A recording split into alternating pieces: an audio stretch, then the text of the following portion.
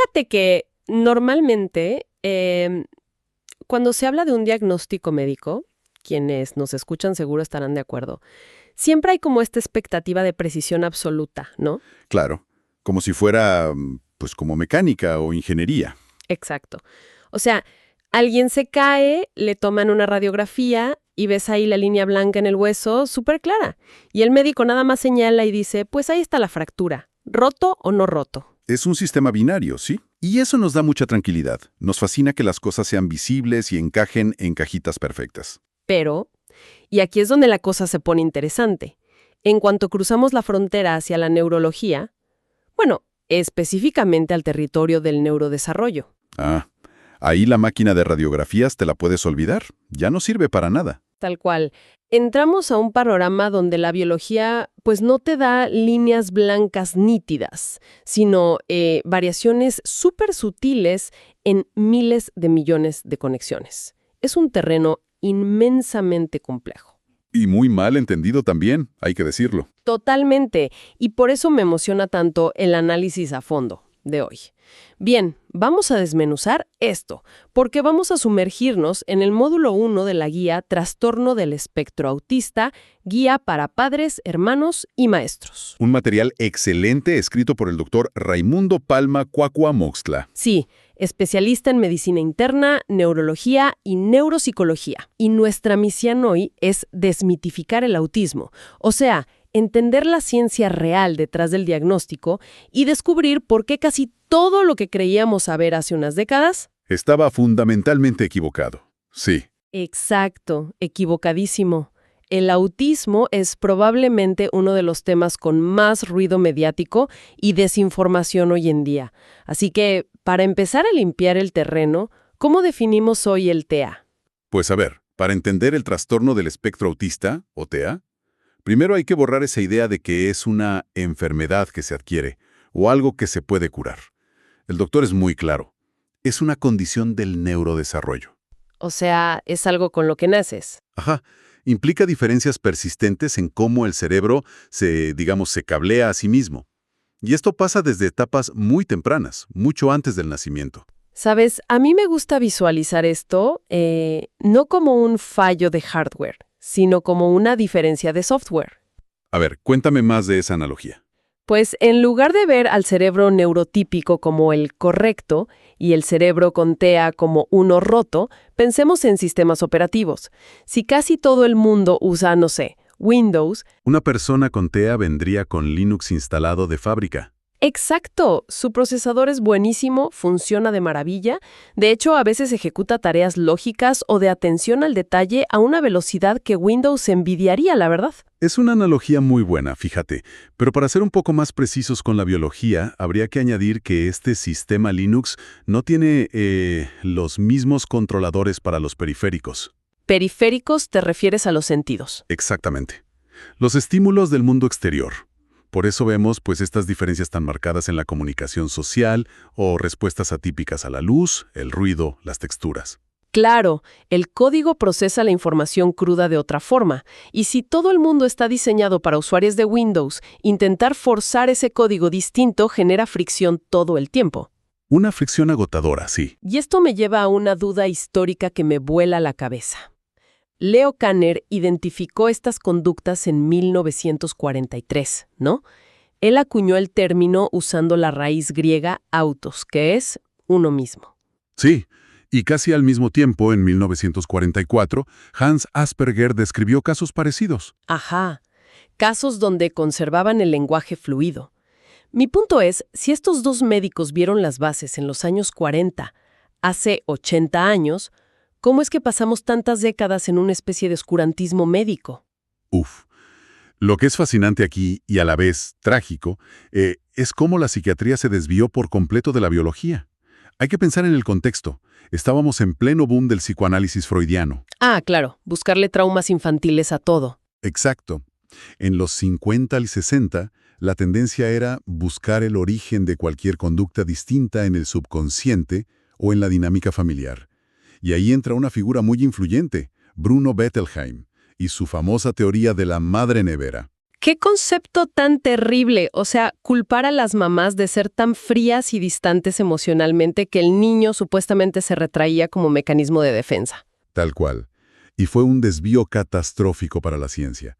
Ignoraron el neurodesarrollo por completo y se fueron contra la crianza. Imagínate el impacto de decirle a miles de familias que la culpa de que sus hijos fueran autistas era de ellas. ¿Qué nivel de daño psicológico para esos padres, de verdad? Es escalofriante que decidieran no mirar el hardware, como decíamos, y mejor culpar al usuario. Totalmente. Y costó muchísimo desmantelar eso. No fue hasta 1980, con el manual DSM-3, que por fin lo sacaron del cajón de la esquizofrenia infantil donde lo tenían arrumbado. Y recién en 2013, con el DSM-5, es cuando ocurre el verdadero salto conceptual, ¿verdad? Sí, ahí cambian las reglas del juego. Dejaron de intentar meter a la gente en cajitas separadas, tipo trastorno autista por un lado y Asperger por el otro. Y agruparon todo bajo el paraguas de espectro. Y esa palabra, espectro, creo que le cambia la perspectiva a cualquiera. Porque tienes en el mismo espectro a una persona que no usa lenguaje verbal y a un físico cuántico que da conferencias, pero no entiende el sarcasmo. Es un continuum inmenso. No hay dos perfiles iguales. Entonces, ¿cómo lo miden hoy? Porque el texto de Cuauhtémoc habla del DSM-5-TR, que es la versión más actual, y menciona los niveles de apoyo. Ese es el enfoque actual. Dejar de medir qué tan severo se ve el autismo desde afuera, o si hay déficit intelectual, y enfocarse puramente en cuánta ayuda necesita la persona en su día a día. Se divide en 3 niveles. A ver, desglosemos eso rápido para nuestra audiencia. Claro. El nivel 1 es el que requiere apoyo. Son personas que funcionan de forma independiente, pero su inflexibilidad o dificultad para leer señales sociales les pone barreras reales. Ok, nivel 1, apoyo básico. ¿El 2? Nivel 2 requiere apoyo sustancial. Aquí ya ves déficits mucho más evidentes en comunicación verbal y no verbal. Y el nivel 3 es apoyo muy sustancial, donde la interacción es muy limitada en casi cualquier contexto por la rigidez cognitiva. ¿Sabes? Tengo un problema con esto de los niveles si la gente se los toma de forma muy rígida. O sea, no creo que alguien sea nivel 1 igual que sangre tipo O positivo, inmutable, ¿sabes? Entiendo tu punto. La funcionalidad fluctúa, claro. Exacto. Volvamos a la tecnología. Piensa en la energía cognitiva como la batería de tu celular. Si tienes a esta persona nivel 1 en su casa, tranquilo, leyendo su tema favorito, su batería dura perfecto. Casi no requiere apoyos ahí. Ajá, pero métela a un centro comercial en domingo, con luces fluorescentes, ruidos, multitudes. La batería se te va a 0 en minutos. Se drena, el cerebro entra en pánico intentando procesar ese caos, y en ese momento específico, esa misma persona podría necesitar el apoyo de un nivel 2 o 3. Es una analogía brillante y muy validada clínicamente. Pero hay que sumar algo más a esa descarga de batería. No es solo el entorno externo. Muchas veces hay una aplicación súper pesada corriendo en segundo plano todo el día. Uy, te refieres al camuflaje, ¿no? El camouflaging. Exactamente, el enmascaramiento. ¿Qué es básicamente actuar como neurotípico para encajar en la sociedad? ¿O es más complejo que eso? Es muchísimo más complejo que solo actuar. Es un proceso cognitivo brutal donde la persona analiza, calcula e imita manualmente reglas sociales que tú y yo, con un cerebro neurotípico, hacemos en automático. O sea, forzar el contacto visual aunque incomode, reprimir la necesidad de mover las manos, planear qué contestar. Sí, y todo eso agota. Y aquí es donde se pone realmente interesante, porque este fenómeno del camuflaje explica muchos de los misterios estadísticos de los que habla el texto. Sí, hablemos de los números, porque los datos del CDC en Estados Unidos dicen que hoy la prevalencia es de 1 de cada 36 niños. Es un número altísimo. Altísimo. Y en 2007 era 1 de cada 150. En México, la cifra oficial anda en 1 de cada 115. Aunque se sabe que hay un subdiagnóstico enorme en zonas rurales. Muy grande, sí. Y además, el texto dice que es 4 veces más frecuente en niños que en niñas. Cuando alguien ve un salto de 1 en 150 a 1 en 36, el pánico natural es pensar, hay una epidemia moderna. Algo en el aire o la comida lo está detonando. Pues es un sesgo de percepción súper común, pero falso. No hay ninguna epidemia biológica. Lo que tuvimos fue una epidemia de ceguera diagnóstica. O sea, ¿teníamos pésimos radares? Pésimos. El aumento responde a que ampliemos los criterios en 2013 con el DSM-5, a que los pediatras vigilan esto mucho más temprano y, sobre todo, a que por fin empezamos a diagnosticar a las mujeres. Exige desde muy pequeñas cumplir normas sociales de forma mucho más estricta que a los niños. Sus habilidades de enmascaramiento se vuelven tan sofisticadas que las pruebas clínicas clásicas simplemente no las detectan. Porque las pruebas se diseñaron observando niños varones, supongo. Exacto. ¿Y cuál es el costo de esto? Que hoy estamos viendo una ola inmensa de mujeres diagnosticadas por primera vez a los 30 o 40 años. Llegan al psiquiatra agotadas, con crisis de ansiedad o depresión crónica, porque ya no pueden sostener la máscara. Esa proporción de 4:1 es cada vez más dudosa. Wow, qué fuerte. Entonces, los radares mejoraron y por fin ven el panorama completo. Pero eso nos regresa a la raíz. ¿Qué es lo que hace que ese cerebro se construya distinto desde el principio? El texto del Dr. Kwakwamokslaa habla de genética, con una heredabilidad del 64 al 91%. Es abrumador, sí. La base genética es indiscutible.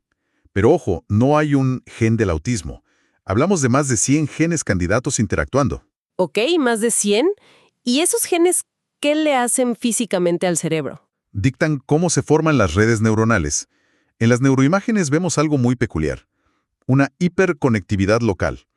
Áreas específicas del cerebro tienen una densidad de conexiones altísima. Lo que explicaría esas habilidades de concentración o análisis tan profundas en un solo tema. Precisamente.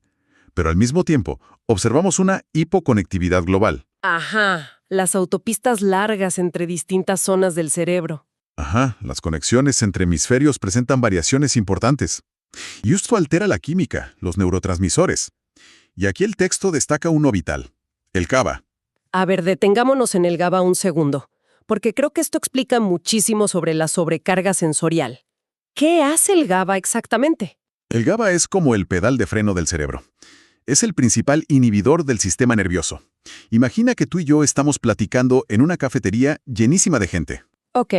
Tu cerebro neurotípico empieza a liberar GABA para silenciar activamente el ruido de la licuadora, las pláticas de la mesa de al lado, incluso la sensación de la etiqueta de tu camisa rozando tu cuello, para que puedas oír mi voz. Frena el ruido de fondo para poder enfocarme. Exacto. Pero en muchos perfiles dentro del espectro autista, la modulación del GABA está alterada. El freno está fallando o no se presiona a fondo. Entonces, el cerebro recibe la voz, la licuadora, las luces y la etiqueta de la camisa, todo al mismo tiempo y al 100% de volumen. Claro, eso explica a la perfección los colapsos, los famosos meltdowns. No son berrinches conductuales, para nada. Es lo que iba a decir. La gente los juzga como berrinches, pero en realidad es un ataque de denegación de servicio a su sistema nervioso.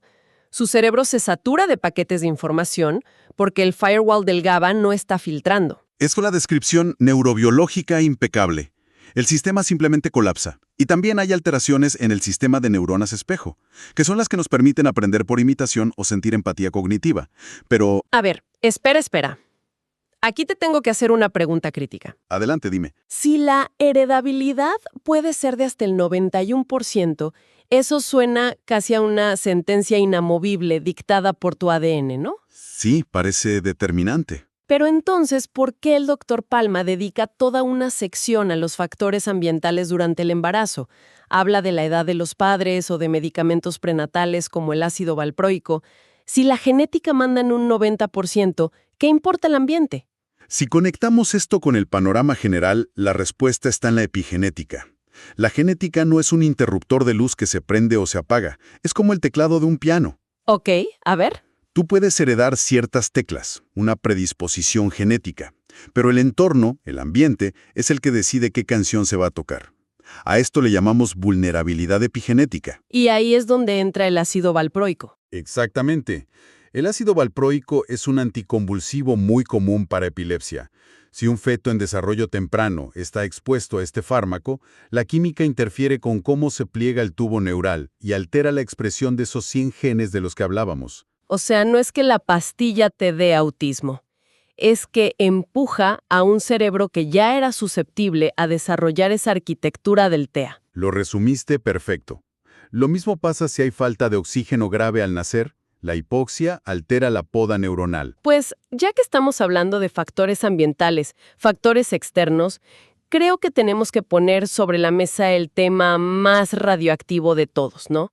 Porque dices ambiente y autismo en la misma frase y la gente inmediatamente piensa en la desinformación más tóxica de los últimos 30 años. Las vacunas. Las vacunas. Y quiero ser sumamente enfática aquí para quienes nos escuchan, igual que lo es la guía del doctor.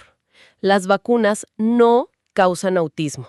Punto. No hay debate médico. Y es vital entender de dónde salió esta mentira tan perjudicial, porque todo el pánico nace en 1998. Con el famoso artículo de la revista The Lancet. Así es. Un artículo publicado por un ex médico, Andrew Wakefield, que afirmaba que la vacuna triple viral, la del sarampión, paperas y rubeola, detonaba síntomas de autismo. Pero era un estudio ridículo, ¿no? De 12 niños. 12 niños, una muestra minúscula. Pero lo trágico no fue la mala estadística, fue que hubo un fraude deliberado y asqueroso.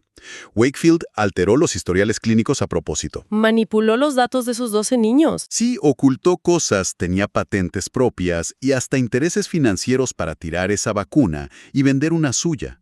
Investigaciones posteriores de periodistas médicos lo destaparon todo. Claro, y aunque The Lancet se retractó y a él le quitaron la licencia médica, el monstruo ya estaba suelto.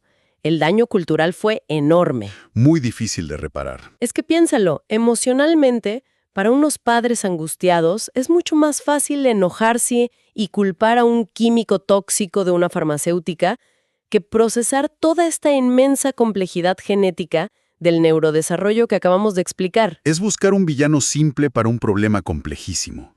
Y el costo real de este fraude fue que se gastaron cientos de millones de dólares estudiando a millones de niños alrededor del mundo, solo para probar que no había correlación. Dinero y tiempo que se pudo usar en, no sé, terapias o investigación real. Exacto. En investigar el GABA o en crear programas de apoyo en las escuelas. ¿Fue un desperdicio monumental? Y los mitos no paran ahí. La guía también destruye otros estereotipos muy dañinos, como este cuento de que las personas en el espectro no tienen empatía, que son incapaces de sentir amor. Ese es de los peores malentendidos. Y viene de confundir dos tipos de empatía. Las personas con TEA tienen una empatía afectiva profundísima. A veces sienten la alegría o el dolor del otro con demasiada intensidad. Entonces, ¿qué es lo que falla? Falla a veces la empatía cognitiva. Es decir, deducir intuitivamente qué está pensando el otro por una microexpresión facial, si no se lo dicen literal. Pero que alguien no te demuestre cariño con un abrazo típico y prefiera, digamos, mandarte un artículo larguísimo sobre tu dinosaurio favorito. Ajá, es su forma de decir, te quiero. Exacto. No es falta de amor, es un lenguaje distinto. Qué bonito eso. Y bueno, el otro cliché obligado es el de Hollywood. El genio incomprendido con superpoderes matemáticos o memoria fotográfica impecable. El síndrome del savant. O sabio. Sí existe, claro. Hay casos documentados increíbles en música o matemáticas. Pero son una fracción minúscula del espectro. Una excepción a la regla. Totalmente. Y la verdad es que promover esa imagen les hace mucho daño, porque pones una presión injusta sobre el chico promedio con TEA, que tiene una inteligencia normal, pero que todos los días batalla con sus funciones ejecutivas, no con ecuaciones cuánticas. Ah, eres autista, debes ser un genio de las compus. Qué pesadilla vivir con esa expectativa. Y creo que hay un último punto que toca la fuente y que me parece vital. Pensar que esto es algo solo de niños. Siempre escuchas niños con autismo. Ah, claro. Como si a los 18 años se apagara el switch. La arquitectura neuronal te acompaña toda la vida. Esos niños crecen y son adultos neurodivergentes. Y el gran fracaso de nuestros sistemas actuales es que no hay andamiajes para ayudarlos en la universidad o en buscar trabajo. Entonces, si sintetizamos todo esto, ¿qué significa a nivel macro? Después de repasar los genes, el GABA, el DSM-5, llegamos a la conclusión de que no estamos frente a una falla que necesite cura. Así es.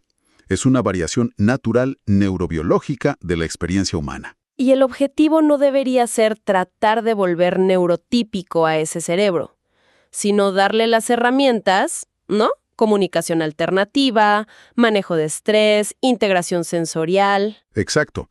Mejorar su calidad de vida y autonomía. Ese es el enfoque médico correcto. Pensamiento final que, a ver, el doctor Palma no lo dice con estas palabras exactas, pero se cae de maduro leyendo su guía. Si clasificamos el autismo hoy por los niveles de apoyo que requieren, Ajá. y ya vimos con el ejemplo de la batería que un ambiente ruidoso, brillante y caótico drena su energía y multiplica el apoyo que necesitan de inmediato. Claro. Entonces, ¿hasta qué punto la discapacidad del autismo está en la biología de la persona? ¿Y hasta qué punto es fabricada por una sociedad súper hostil y rígida? O sea, el modelo social de la discapacidad llevado a su máxima expresión. Exacto. Si el problema es que el mundo los sobreestimula, la solución no puede ser solo darles terapia a ellos para que aprendan a soportarlo en silencio. Totalmente de acuerdo. El peso de la adaptación no puede caer solo en el individuo. Para que dejen de enmascarar hasta colapsar, somos nosotros los que tenemos que flexibilizar nuestras escuelas y oficinas. Dejar de exigir que todas las mentes procesen la información por el mismo maldito canal. A lo mejor el siguiente gran paso de nuestra evolución no sea tratar de instalarle Windows a la fuerza a los usuarios de Linux. Sino actualizar el mundo entero para que cualquier sistema pueda correr sin crashar. Me encanta. Y creo que esa perspectiva le va a cambiar por completo el chip a nuestra audiencia la próxima vez que interactúen con alguien cuyo cerebro simplemente corre un código distinto.